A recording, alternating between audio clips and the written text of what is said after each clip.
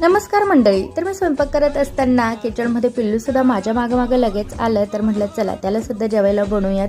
तर त्यासाठी मी 1 वाटी जे आहे तांदूळ घेतलेत, अर्धे वाटी तूर डाळ, अर्धे वाटी मूग डाळ, 7-8 बदाम घेतलेत.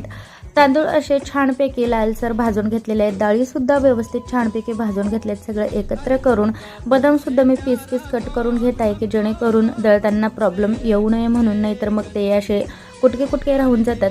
सगळं मी बारीक व्यवस्थित पिठासारखं दळून घेतलेलं आहे. त्याच्यानंतर म्हणलं चला त्याला खायला बनवते.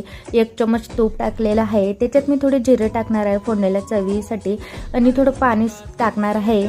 तुम्हाला जसं पातळ पाहिजे तसं पाणी टाका आणि मी थोडं पातळच करणार आहे म्हणून थोडं जास्त पाणी टाकलं. 1-2 चम्मच टाकायचं हे ते पीठ.